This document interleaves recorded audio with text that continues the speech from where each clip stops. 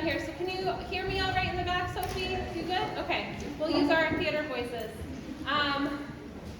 While you guys enjoy your meals, we have just a short little presentation about our Food Justice Fund as well as updating SOFSA's bylaws.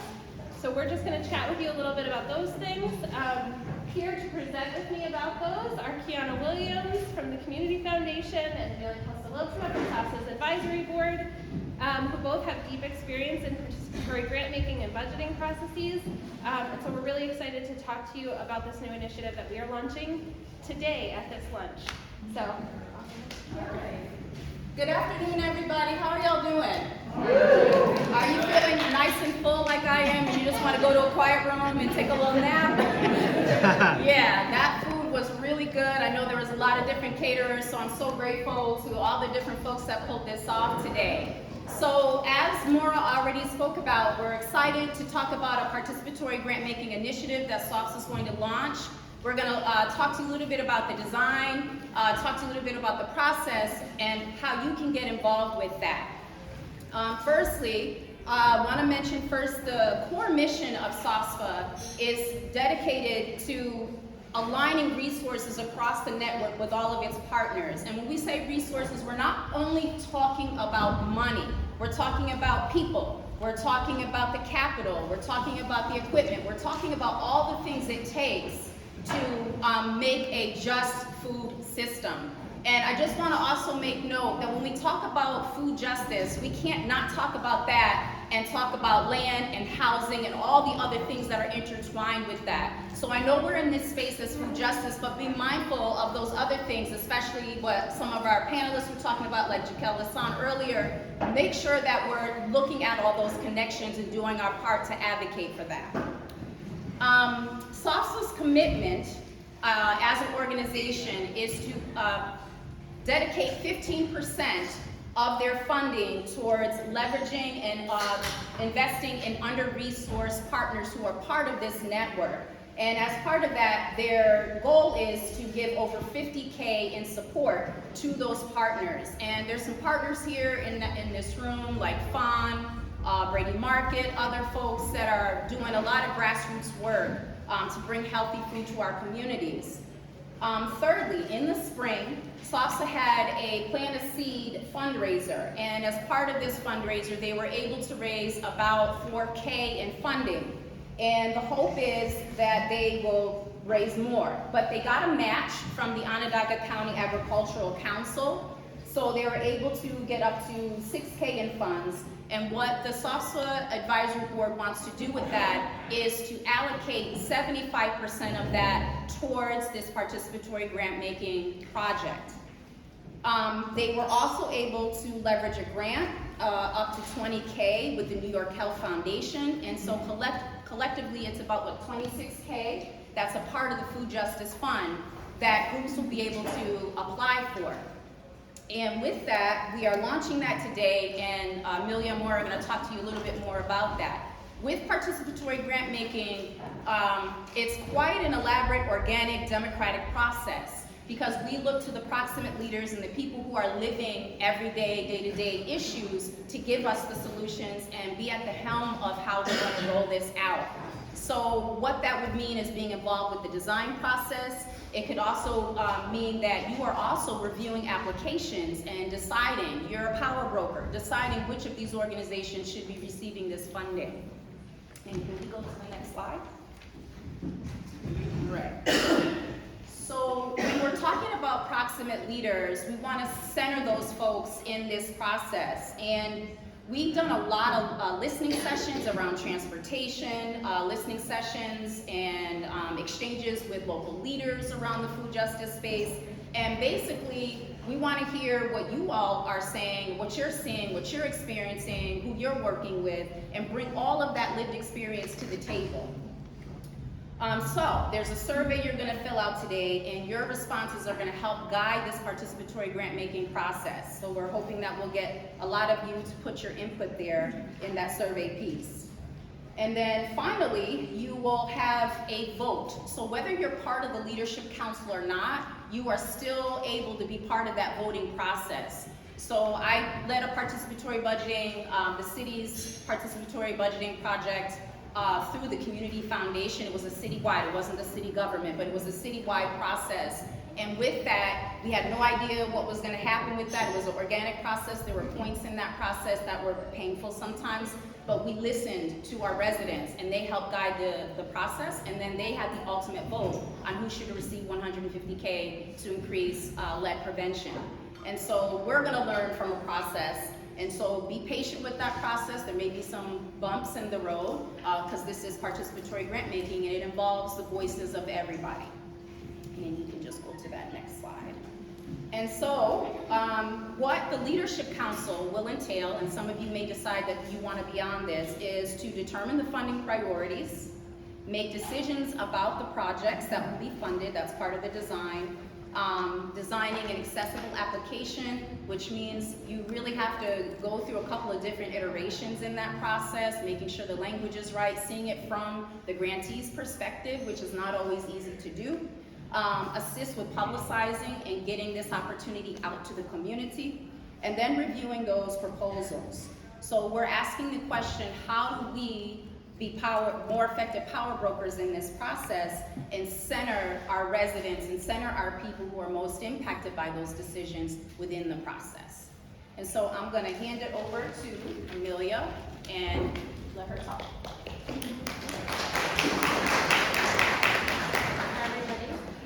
So how will all this work?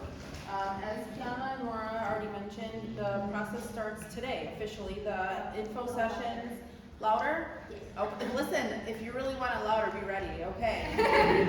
Info sessions and Leadership Council applications open today, so everything will be live.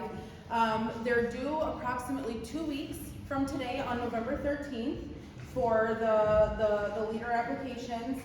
The members will be announced on December 8th. So that's the general timeline we're looking for identifying the people who will be a part of this group. And then the fund starts beginning of next year, which is crazy to say that it is around the corner, but January 2024 is the first meeting of the council to introduce the budgets and the grant making. Followed by a meeting the following month in February for the funding priorities in the application process for the community. And then the official grant applications open mid-February on the 15th. And so there'll be roughly about a month from there for the applications to be submitted. So those will be due March 14th. The third meeting to review the applications and the selection of the applicants to advance to the community voting will happen in the month of March as well. And then culminating on April 18th for the gathering grant celebration where the votes and the funding projects will be announced. Next slide, please. And we'll actually skip this slide for now, but all of this information for expectations and compensation is available in the application, so please definitely take a look at that when you have a moment today. Next slide, please. Okay, so the ideal candidates for this council. Current residents of Syracuse, Onondaga County, or Onondaga Nation. People who are committed to the idea that all people should be equally seen, heard, valued, and respected regardless of race. Personal experience living at the intersections of multiple identities related to race, age, economic status, gender identity and expression, sexual orientation, immigration status, and country of origin, and disability. We're looking for people who are passionate, self-motivated, collaborative, and compassionate, and be able to read and review grant applications written in English.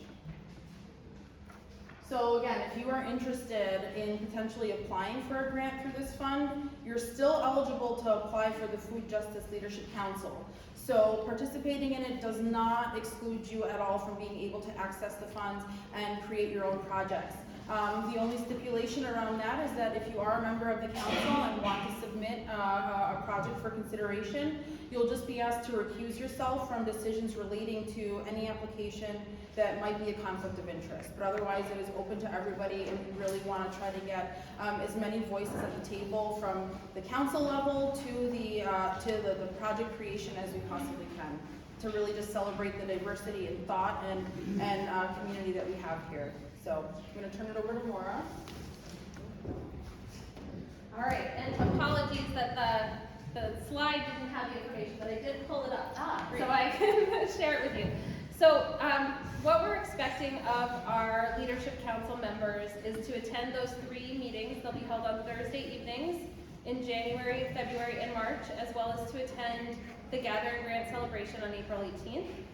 They will collaboratively develop a set of funding priorities, co-design accessible grant application process, support recruitment of prospective applicants, review applications, and determine how the voices and opinions of those not on the Leadership Council will be included in the final selection of funded projects.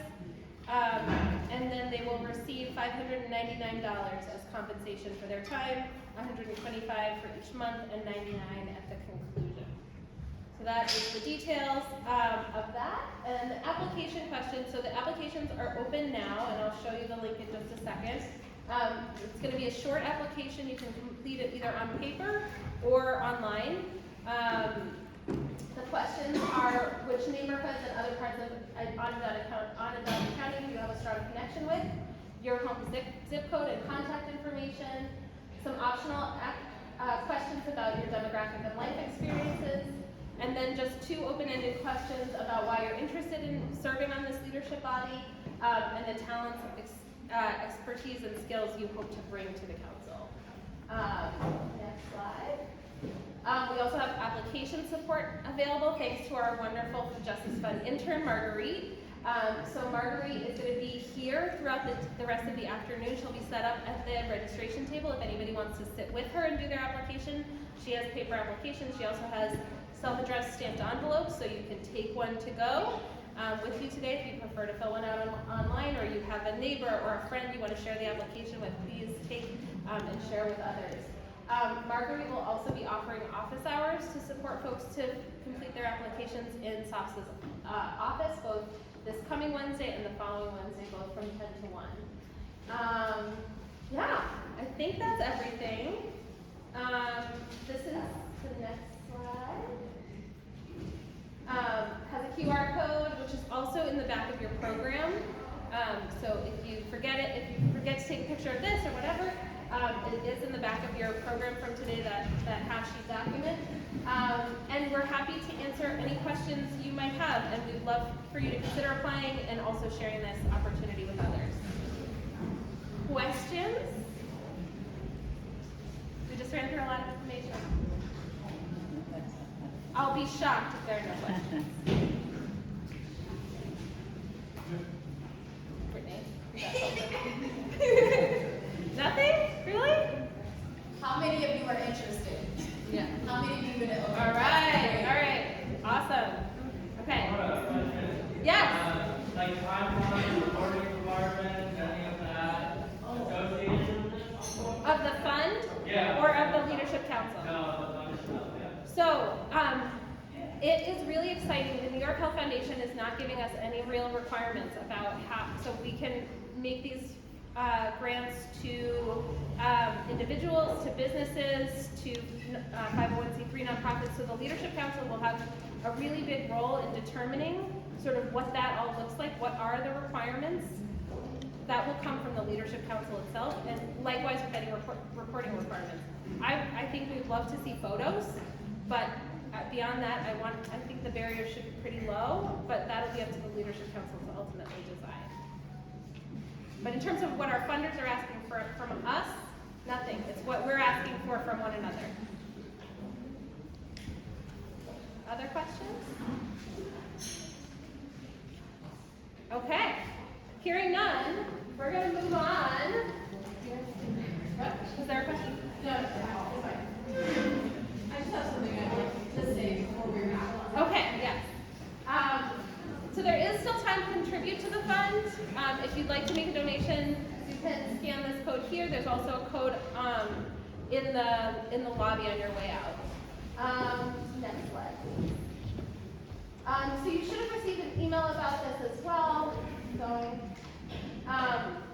So SOFSA's advisory board has been in a process of amending our bylaws for the last 9 months or so. It's been a while, but we have a draft that we're really proud of. They were initially developed in 2020 and adopted in 2021. And as you can see from this room, we've grown and changed as an organization quite a bit since then, with now more than 400 individuals within our network. So bylaws are a set of written rules that outline things like who can be a member, which is anyone who eats, anyone. They ensure fairness, transparency, and order within the organization. They help to make sure everyone knows what to expect and to prevent conflicts and confusion, and they're guidelines that keep the organization running smoothly. The like notable takeaways from this amendment to the bylaws are that it's a streamlined document. It's down from 19 pages to only 13 pages, so it's slightly less cumbersome. We've clarified expectations, roles, and powers of the advisory board as well as the community liaisons.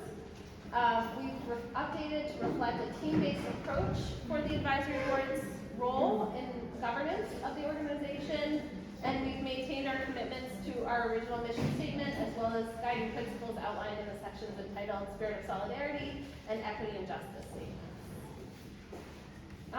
These were sent via email about a month ago, but if you want to review them, they are here. And then next slide. So in our prior version from the June 2021 version of the bylaws, amendment requires, repeal or amendment of these bylaws may be conducted at a duly called special meeting of the SOFSA membership. Hello! Duly called meeting. With things being distributed at least 30 days in advance, which they were, requires the participation of at least 40 individual members. We have at least 40 individual members here. Welcome! And we need at least 2/3 of those voting to be in favor of the proposed repeal or amendment. So I wanted to ask if there are any questions about these bylaws. Any questions?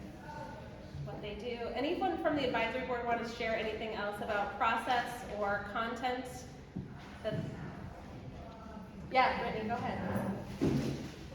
As Laura said, we have spent a long time, and this is not just, we made some changes and put it forward. It took a lot of collaboration between the community liaisons, the advisory board, and really just reflecting with those in the community and how to make SOFSA a stronger organization and make things more clearly outlined. So it was definitely a little bit of a painful process, but we're happy to be able to do it for something that we really stand behind and think it will help us moving forward to having our bylaws updated. Any other questions? All right. Well, hearing none, it is time to vote. And I'm going to call on Beth, because Beth is like the best at calling a vote of anything on earth. And she's been begging me all day, how can she help? She can call the vote. So folks, the way calling a vote works is really simple. If you have any amendments, now is the time. So if there's anything you're wanting to change, any questions you have, now is the time. Seeing none. Am I seeing none? Right? I'm seeing none, right? Okay. All right. There's one behind me. Sorry. Do we have a question or comment? James? Sorry? No, I think you were interpreting. Yeah. I don't know. In that case, are you ready to vote? No, I'm loud. Thank you. All in favor say aye. Aye. Any opposed? Opposed. Okay, so remember, it's not unanimous. You have some that are opposed. The motion does carry though, as far as I can tell. There are a lot more ayes than the opposed, but we want to recognize the opposed. Thank you so much. All right, thank you.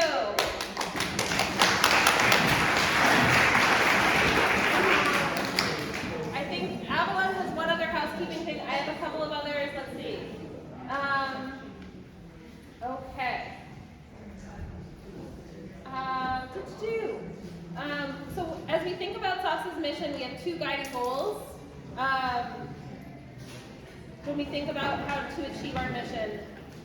One is network building, something that you are all actively participating in by being here, showing up, sharing about your work, and listening to others. The next step is aligning our resources. which is what the Food Justice Fund is all about. Since this is our last time together as a large group, there are two little housekeeping pieces I wanted to make sure everybody was aware of. In your folders, first there's a voter guide that Jacqueline's holding up right now. So who knows what today is in Onondaga County? First day of early voting, okay. So this is our third year of doing a candidate questionnaire, and we had our best response rate yet. So all of the candidates, we reached out to all of the candidates for local elected office, and everybody who responded is in your packet with their positions on various food policy issues that the Policy and Planning Committee put forward to them. So if you are inclined to make voting decisions based on food policy issues, these are a great tool, and they are a great tool also to follow up with your elected official later and say, hey, so I saw you were in support of this when you were running for office. Can we talk about that now? That's our hope for those, so definitely take a peek at that and ask one another what your plan is to vote. Please vote. Your vote is important, including in local elections. Also in your folder is an exit survey. It's on colorful paper that has the information about the Food Justice Fund priorities as well as your reflections on the day-to-day, which will help us as we plan for this event, which is happening again next year. Date to be determined. Stay tuned. But we will be doing this again. So we ask that you turn in that exit survey as well as your name badge on your way out the door. If you parked in the Harrison Street garage, we'll also give you a validation sticker on your way out. So those are things you can do on your way out the door. And Avalon? She's gone. She's not here. Oh, you're not here! Hi! Maria said you're gone. I just wanted to remind everyone that the fruit, I don't know if you did this, but the fruit on the table is from Common Mule Community Market, and everybody, it's not just to look cute, so please take some home with you, and yeah, there should be enough for everybody to grab one. And then the last little piece is that opening shortly around 2 p.m., 2:30 is our community tabling room. So there'll be a number of folks sharing resources that you definitely should stop by and chat with people about what different organizations are doing. And with, oh yes, Aggie, go ahead. I just wondered how we get parking space, because I parked in Yes. So as you leave, when you turn in your badge and your exit survey, talk to the people sitting at the registration desk, and they'll give you a sticker to put on your ticket. And that will let you get out of your garage. I'm hoping there's an attendant there. What? I'm hoping there is an attendant there to go to. There should be. Up at the top, by the door. We have somebody stationed at the door all day today. At the garage? If there's a problem with the garage, we'll talk to Alex. Alex has all the information about the garage. But was there not an attendant when you dropped your car off? Was there an attendant when you dropped the car off? No, we got a ticket. And I thought I saw there was something, I wasn't sure whether there was going to be an attendant going out. Our stickers have like a barcode on them, so it should work either way. Oh, Yeah. yes, you guys are talking, Yeah. so it should work in the machine. Correct. Yes. That's my understanding. We paid a good deal of money for the validation, so if it doesn't work, come talk to me. Any other questions? That was a great one. All right, so our next sessions begin, is it 1:15 is the next session, I think? Yeah, so we have a little under 10 minutes. So enjoy the rest of your conversation. Take food from the table. Enjoy. Thanks, everybody.